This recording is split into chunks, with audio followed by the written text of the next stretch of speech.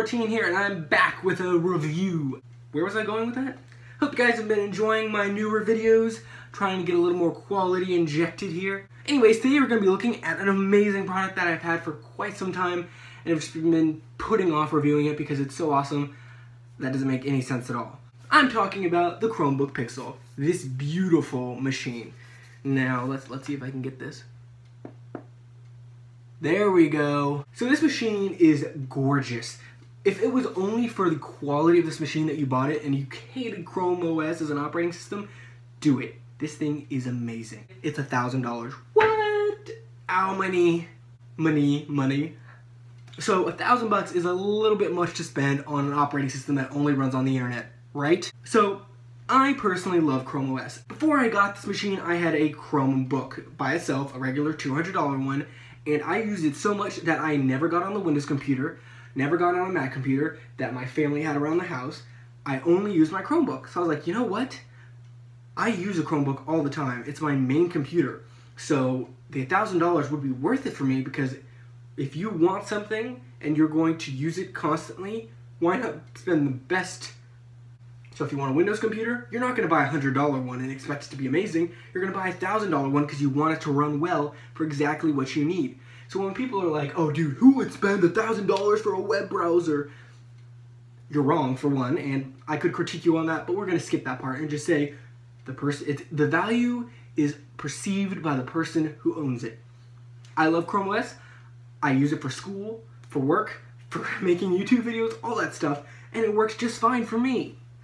So there's nothing wrong with this Chromebook Pixel. That being said, let's move on to the actual device instead of just saying why you should get one.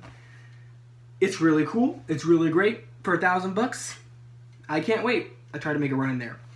So the ports on this thing are pretty good. You got two 3.0 USB ports, one USB-C port, which is the power, but you can also put in a USB flash drive, USB-C flash drive, excuse me, HDMI out, all that stuff with the correct adapters, which I do not have.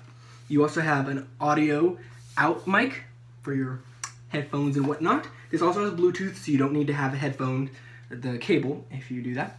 Also, on the right side of the laptop, you have a memory card slot and a USB Type-C on there too. I love that there are two ports on here for power, so I can either plug it on the left side or the right side. When I'm visiting a family and I stay at my room at my family's house, I plug it in here because the outlet's this way. When I'm at my apartment, it plugs on this side, so I plug it this way. So I don't have to, like stretch the cable around or anything like that. It all works right here. It's just one of those nice little touches. When Mac decided to go full USB-C, they decided also to alienate a bunch of people by saying, oh yeah, no plugs beside USB-C. Chrome decided not to do that, or Google decided not to do that. They decided to say, hey, USB's awesome. USB-C is the future, but we'll keep the other stuff because we know you still use that. That's the smart way to do it. So yeah, this is pretty great in the terms of plugs. The front of the device is really pretty, nice and smooth with a nice latch. So if this is resting on the table and you lift it up, there you go. You do not need to put pressure on the bottom and hold it to lift it up. The thing is completely weighted, it's just perfectly weighted. If you were curious about the front right there, there is a light bar that indicates power. So when you tap it, it'll show you how much power is left. Red if you're almost low, 3/4, 2/4, 1/4, so forth. And if you open it up, you have the Chrome colors that flash on the back while you're using it. So that's pretty cool. The screen size on this thing is beautiful. I wish every laptop and tablet had this form factor of screen. It's more like the new Surface, but this came out before the Surface, but let's just say that. The screen size is a different aspect ratio than you would have expected. It's not widescreen, it's more of a square. So when you watch videos, you will get letterboxing, but for as much internet you get on the screen, it's gorgeous. Still on the topic of screens, this thing, it has the best looking screen I've ever seen. You can watch 4K videos in here, not on YouTube because that slows down based on your internet, but 4K videos you've downloaded and they look so good on here. Oh my gosh. It's not a 4K screen, but it looks like it. It's so well made.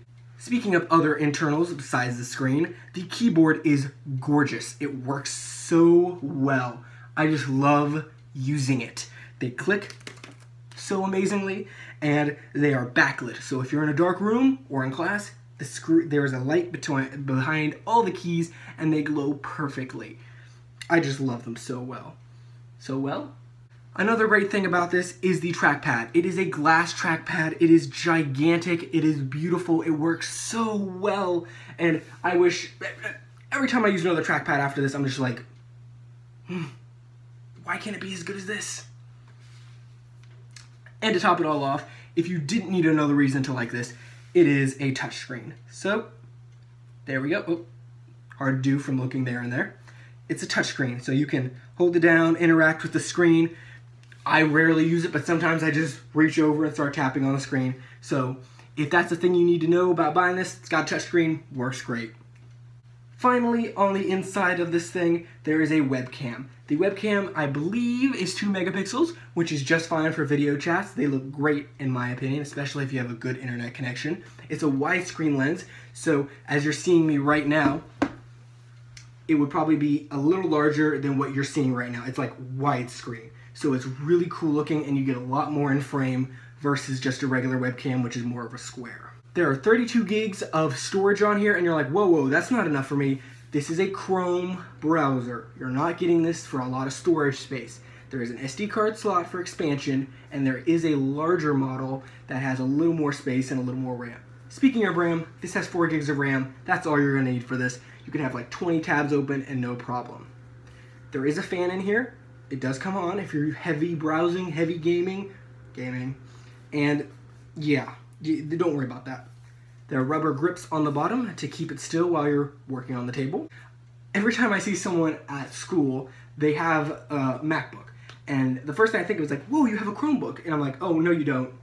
It looks like it, because they match the quality so good, and I actually like the build of this better than I do the MacBook computers. You can also run Android apps on here because what? Why make this even more awesome? Run some Android apps on here, right? Dude, who would spend that? What a waste of money. Someone might say that about your MacBook or your Windows, but it's so versatile. Why not just get that and run Chrome on it? Let me tell you right now, okay? I've heard that argument so many times where people are like, why buy a Chromebook when you can use a Windows computer and just run Chrome on it? Let me tell you the quick rundown. On a Windows computer, it is not made to run the internet or web programs. I know you're supposed to be able to view the internet on there, but it's not made solely for that. It's made for playing games, it's made for editing video, it's made for this, it's made for this, it's made for this. It's made for a ton of things. When you're on a Windows or Mac, that's what it's made for, to be versatile. And when that happens, it won't be able to do everything 100% perfect. There will be some flaws. When I get on a Windows computer sometimes and run Chrome, it is laggy as all get out. And that's just the computer, I understand. And it doesn't work so well, and I get annoyed because my Chromebook is so quick. If everything you can do can be done in Chrome, why not buy a computer that only runs that and does it so well that there's no complaints available? That's what I say. I can have a Windows computer. I could have bought a $1,000 Windows computer, but it wouldn't run as well as this does. It wouldn't have as great a quality as this one does because it's not built just to run Chrome, which is all I need, and which is all maybe you need. So don't go crazy arguing, saying, who would spend $1,000 on this? If it's all you need, why not get the best, right? Anyways, this has been my review/rant for the Chromebook Pixel. Do you want one? Would you like one? I love it. You should get one if you have the money lying around because, hey, it's a worthwhile investment. It's really high quality, and oh, that touchscreen. If you guys like this, please let me know. Like, subscribe, comment, all that crazy stuff. Hope to see you guys in the next video. Have a great day, have a great week. I'm just in a great mood because I love my Chromebook Pixel.